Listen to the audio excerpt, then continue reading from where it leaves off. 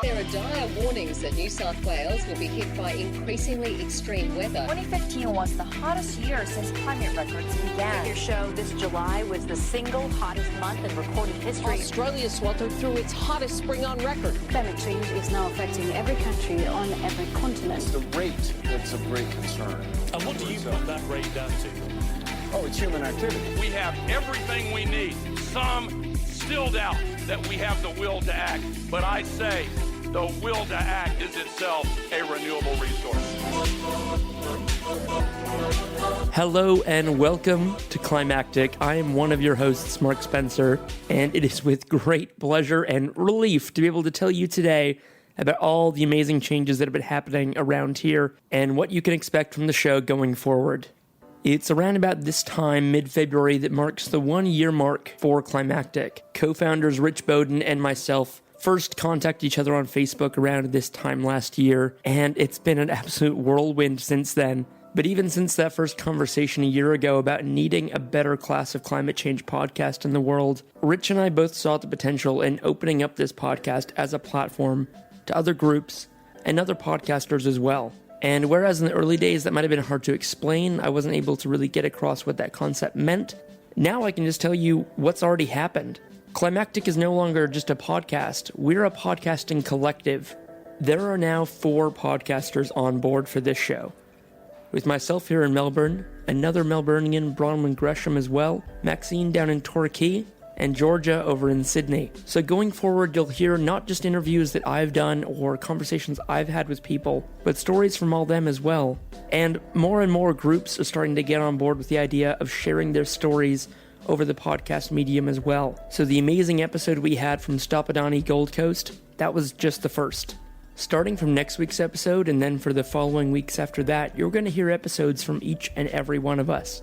And we'd absolutely love it if you could give us feedback and let us know how we're going. In some ways, we're kind of getting back to the start of Climactic, getting our feet back under us, but there's a really exciting new phase, and we're kind of calling it our 2.0 phase, but also a bit of a right time for experimentation. So your feedback has never been more important to us.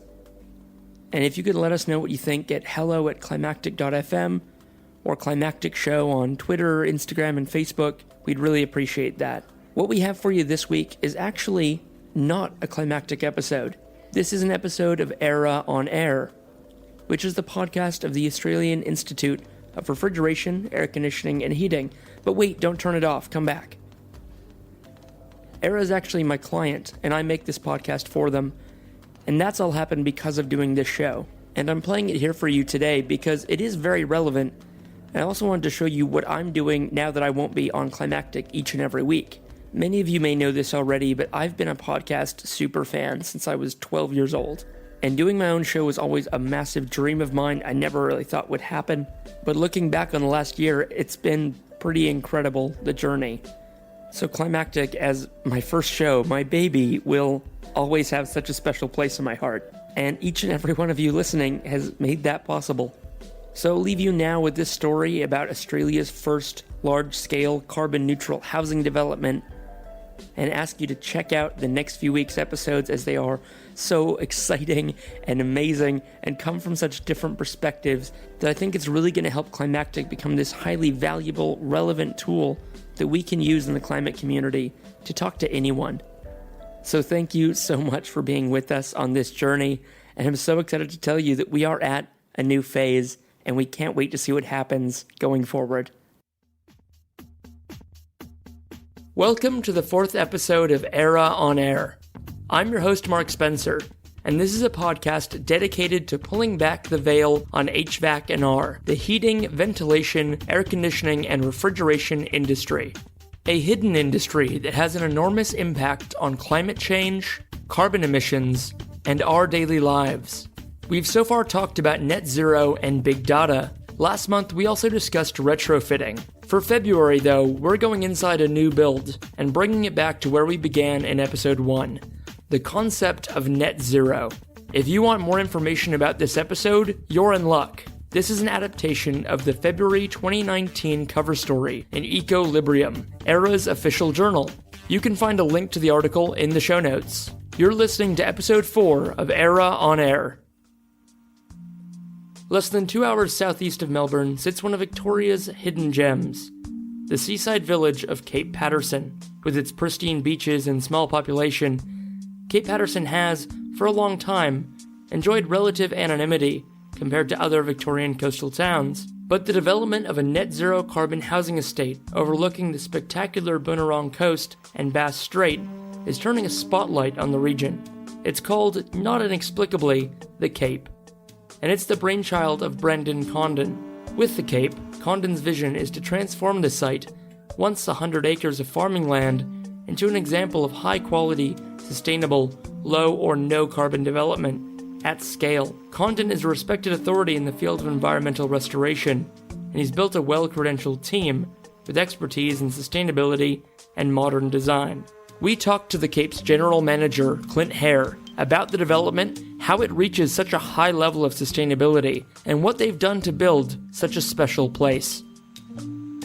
So, Clint, how did you come to be involved with the Cape? What's your story up until now? So I'm a civil engineer with an environmental law background. Been interested in the environment since I was a kid and saw the connection between human behaviour and the health of the planet. And when I heard about the role at the Cape, I did some research and looked into the team behind the project, the board, and could see a really solid track record of great outcomes, and I thought that needed to be the role that I took. You would have sounded perfect. I mean, a civil engineer, environmental lawyer. What a combination. Yeah, look, I have a background in environmental law, but I'm not a lawyer. The combination did work well. I've got quite a bit of construction experience as well as marketing, campaigns, PR, that type of stuff. So it came together. It's the right sort of fit for me, and it's going quite well. So you're the general manager of the development. What does your day-to-day actually look like, Clint? Yeah, the day-to-day varies from day to day quite a lot. But I work with some very good people who help me in a lot of those areas. Let's talk about the actual development if we can, Clint, and let's start with the site. Because as we know, it's 100 acres of farmland that sits below this new development.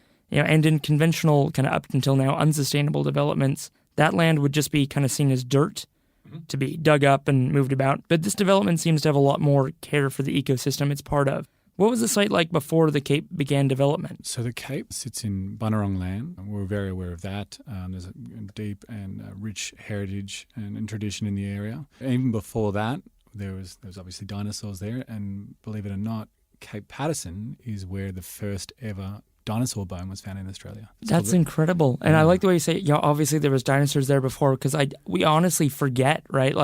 I look at a house being built, being like, wonder if they're going to find a dinosaur bone in my neighbor's yard. Yeah. When they're building a new deck. Yeah, it's beyond possible. I mean, it hasn't happened. Maybe not under a deck, but just around the corner from Cape Patterson. It's called the Cape Patterson Claw. Just adjacent to our site in the early 1800s was the site of the first coal mine in Victoria. Oh, so it's really gone full circle now. It's gone full circle. Yeah, it's quite impressive. The original state coal mine is still open, and it's on this side of Wonthaggi, the Cape Patterson side. And so it's great to see that transition from what served the community and served a lot of good in that time now to what we're doing today, which is the future, renewables. So what comes next? And low embodied energy.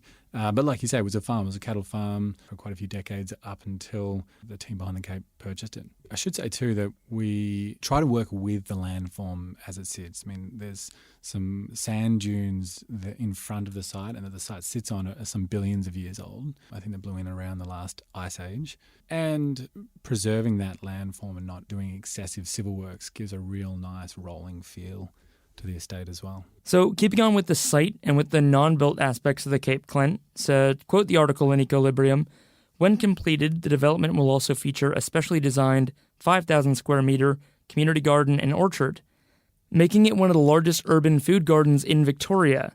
This is being irrigated by an innovative site-wide rainwater harvesting scheme that is estimated to generate 3.2 million liters of water. Now, Clint, 5,000 square meters is huge. Can you help us wrap our minds around that? Is that sort of one contiguous site, or is that kind of split amongst the development a bit more? A lot of the people who live in the area and who are moving to the Cape are quite interested in gardening. The community garden that we've chosen is in one site, and it's in the middle of the village green. It's surrounded by, the garden itself will be surrounded by orchards, poultry, beekeeping, large open spaces for people to hang out and play sports, which is next to a lawn bowls club and green basketball courts, future conference centre, cafe, community building, a big dog park. So it's really the heart of that real big community space, which is why we haven't split it up. There's plans to have about 100 gardeners in there, and they'll each have somewhere in the order of 6 square metres to garden each. That's a really generous plot size. It's quite a generous plot size. We want it to be to work for people, and some people might not opt to take the full area, and if there's extra space, then there's a possibility that other people could get some extra space. But it's really about making it a beautiful space to hang out. We want the whole family to want to be down there and want to connect with people and have those conversations and share food and talk about food. That's amazing. That's so ambitious. It's not just a housing development, and the rest of it has to be catered to by the outside community. That's right, yeah. And one of the things that we've tried to do with that community garden is we're reserving some space in the community garden for the people in the adjacent town, Cape Addison, the old part of the town, to make sure they're drawn into the community, into that big community space in Village Green, so that there's no us and them, that it is we're all one and we're all learning and hanging out with each other. Moving on to the development, in broad strokes, the ambition of this project is obvious. As we've just discussed, you are in essence building a brand new town. To quote Brendan Condon, one of our missions at the Cape is to promote sustainable building design all over Australia, to raise the standards in the building industry, and to leave a legacy for our children. So what's being done, Clint, at the Cape that hasn't been done at this scale in Australia before? It's quite a lot there. So it's probably about all of the features being combined in a cohesive way. So we have Victoria's first 10-star building and other buildings in the 9s, averaging over 8 stars, which means a huge reduction in heating and cooling costs, and it also means a huge reduction in greenhouse gas emissions. The stars Clint just mentioned in the context of the 10-star home are from the National Housing Energy Rating Scheme, or NATHERS for short. It's a performance-based rating system that describes the thermal performance of a home. It's based on a scale of 0 to 10, and put simply, the higher the star rating, the less energy is required to make the home comfortable. Theoretically, a 10-star rated house shouldn't require any artificial heating or cooling to be comfortable year-round.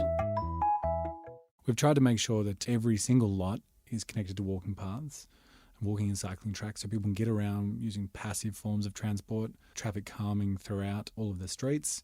More than 50% open space is something quite different for a greenfields developer. Usually it's 10% or less. We have stormwater harvesting and reuse is quite unique in that every home has to have 10,000 litres of rainwater storage on site. Stage 1 homes go one step further, where overflow from their stormwater runs down to a big 230,000 litre tank in our community garden, which then delivers all the water required for our vegetables and everything to grow in the community garden. We've had a few episodes of AIRAH on Air already, and I've spoken to some people who are quite high up in the industry and in fields such as energy efficiency and net zero energy. When they say the word demonstration, they mean a building or a section of a building, a wing of a building. It's going to be this demonstration or this pilot project. This demonstration is on the scale of a town. This episode of AIRAH on Air is brought to you by the AIRAH Refrigeration 2019 conference. If you work in refrigeration, if you're interested in the HFC phase down, or if you want to find out more about the latest legislation and technology, this conference is your chance to connect with the industry. 3 keynote addresses from international speakers, 25 expert talks, networking opportunities, and even more to be announced. The Refrigeration 2019 conference, coming to Melbourne 25th and 26th of March. For more information, visit airah.org.au. How big will the development be when it's fully built out? It'll be 230 lots, and you make a good point, Mark. Sometimes we refer to it as a demonstration, simply because it is of the scale where other people can't look at it and say, well, that works when you're only doing 5 homes. Of course, you can design 5 that are super low running costs and comfortable year-round. But when you're doing a whole community with all the features that we've got and huge amounts of open space, walk-on beach access, and 230 lots, which might have more than 500 people living there, it's a demonstration big enough not really to be able to poke holes in it. And so it's still called a demonstration as well, rather than just a project, because you're demonstrating this is replicable. that you could do this elsewhere. Yeah, that's right. It's about demonstrating that it is replicable. And we've been working and talking with different developers over recent times and government bodies about helping them bring portions or their full next developments up to a similar standard. Just outside, when you're standing in this development, in this new town, what does it feel like to you, Clint? For me, it feels quite inviting. I live in Melbourne. I have for quite a while now. When you're down there, and our real estate agents and our site manager would attest to this, when they're showing people around the site for the first time, and sometimes these are potential buyers, sometimes they're just down to look at sustainable homes, look through our display houses because they're looking to build elsewhere.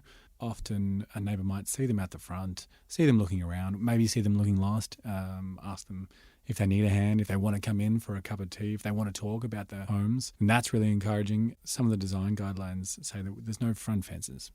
So it means that the whole estate feels quite open. The swales that we have on the side of the road, rather than a curb and channel where it just directs that stormwater runoff straight into our waterways before it's had a chance to pull some of the contaminants out, it kind of goes another step to making it feel quite open. People of all ages walking on the paths, riding their scooters on the streets or their bikes, people waving and saying hi. It gives a great feel to the place. You mentioned all the people coming down to look at the homes, and of course the homes are probably the main draw of the development. So let's get into those. So the buildings at the Cape. There are 14 house designs available, and including one that's Victoria's first 10-star energy-rated home. So is it Australia or Victoria's first 10-star? It's Victoria's first 10-star, yeah. Is that because there's a different metric we use in Victoria than the rest of Australia? Same metric, but there has been some done elsewhere. Yeah, but these are the one-offs. These are the one-offs, yeah. And what the builder there tried to do was incorporate a bunch of other great outcomes as well. So got as close as possible to zero waste. They used a building biologist to reduce EMF in their house and used zero or ultra-low toxicity materials, glues, bench tops, all that sort of stuff. So for the hard question, Clint, which one would you pick? Well, I mean, we have 14 or so house designs available on our website, but there's a lot more homes on site of the Cape, and most of them are custom designs, working with some of our really skilled designers. I would probably take a piece from a lot of them. I think at the moment, 2 of the display homes that we have down there, the 10-star, and I think my favourite part about that is implicit in the name. I mean, not having any mechanical heating or cooling is quite an achievement. To be comfortable year-round without an AC on is very impressive. The Core 9 is a bit of a crowd favourite. That was designed by Beaumont Concepts. It's picking up all the awards in Victoria and nationally at the moment. I won't try and give you the list of the awards because it's too long and I'll forget some.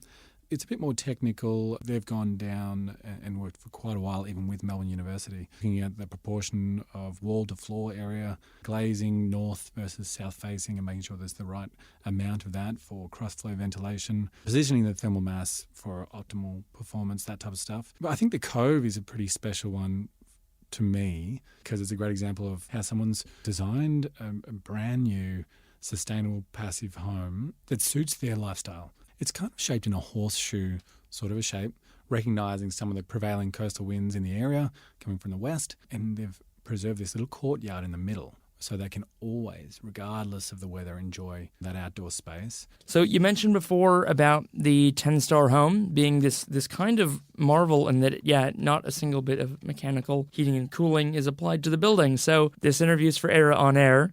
We are self-confessed HVAC nerds here. We're always interested in the heating and the ventilation and the air conditioning of homes. So what happens for this industry with this 10-star home? How is this achieved in the 10-star home? No HVAC. Okay, I should say that I'm definitely not an HVAC expert. It's achieved through passive design, so correct orientation, correct use of thermal mass, draft proofing and insulation. Primarily, that home has a really interesting feature. It's called phase change material, and that's effectively like having more thermal mass. Kind of a viscous material that changes phase, so from a solid to a liquid, as it absorbs more heat. So that'll happen during the day in summer. More heat will come inside the house. Phase change material sits in a cell, and it's installed in the ceiling and in the internal walls. Phase change material changes phase as it absorbs the energy during the day on a hot day. Then it releases that energy back out at night time and changes phase again to a solid, and that allows the temperature fluctuations to be reduced when you can open up the house and air it out at night when the cool coastal breeze comes through, releases that energy which flies out the window and then they're ready to absorb some of that heat energy again in the morning. And in winter, it's the reverse. The Core 9 doesn't have any reverse cycle AC or any mechanical heating or cooling either. It's got a star rating just above 9, and it is plumbed so that it can have a reverse cycle split system put in quite easily with active management of the occupants, closing blinds and curtains and opening windows, that sort of stuff. The builders and designer don't think it's required, even without, as it's a display at the moment, without people living in there. It's still a pretty comfortable temperature all year round with no active management. So, once you start to get above that 9 mark, the requirement to have a split system AC, the requirement really drops away. So outside of the homes, Clint, which sound amazing, like you'd never want to leave them or never have to, and then once you get outside, you got all the gardens and the orchard and the town square and this close-knit, like-minded community you're hoping to foster there or that's already happening. You do acknowledge that for some reason, at some point, for some short amount of time, people will want to leave this community. And it's probably not too wild a guess to say that the Cape would like to see more electric vehicles being used by the community members. Would that be accurate? Definitely. I think you're onto something there. So the Cape's Australia's first net zero carbon estate talks about stationary carbon. So at the moment we produce far more electricity power on site than we use. Homes using 80% less energy to heat and cool their homes or run their homes than a normal home. Plus they have quite generous solar systems on the roof in most cases. So we're averaging over 4 kilowatts on the roof. And that means this big surplus of clean energy at a time when EVs are really about to jump into the mainstream. I think we've got quite a number of models coming online this year in Australia. So we're going to see a transition that's quite rapid. And it's not surprising that they use quite a lot of power. Talk about using LEDs and energy efficient appliances in the home, but if you're going to drive a few hundred kilometres, that uses a lot of power. So we're in this really perfect position where anybody who wants to have an EV or sees a future with EVs, perfectly situated to get free power from the roof to power the EVs. We've set up our estate so that all homes are wired for chargers, and we've seen the first EV chargers put in, and we've got solar car shades putting in place around the estate as well. So that's just a big shade structure that's covered in solar panels rather than having any other sort of cladding material. It's solar panel which is generating power. Cars can park under there, get a free charge and get on moving. You've essentially got the modern equivalent of a gas station sitting in the middle of this town, and yet it's an amenity and not a risk or an eyesore. That's right, yeah. Yeah, that's a good way to look at it. Fantastic. Thank you so much, Clint. Cheers. Having recently been awarded the Excellence in Industry Leadership Award at the 2018 Urban Developer Awards, interest in the Cape and its initiatives continues to grow nationwide. Stage 3 has recently been released, so if you like the sound of what you've heard, and how couldn't you might want to check it out fast. This type of industry leadership and pioneering is what really excites us at AIRAH, and it was such a pleasure to be able to bring you this story. We're not afraid to say that sustainability is a vital target to hit, and we aren't there yet. So we thank Clint, Brendan, and the team at the Cape for their work and for letting us bring you this story. If you'd like to find out more about the Cape, you'll want to take a look at the February 2019 cover story of Equilibrium, AIRAH's official journal. Thank you so much for joining us. If you liked what you heard, please tell a friend, and we'll be back next month on the 13th of March with another episode.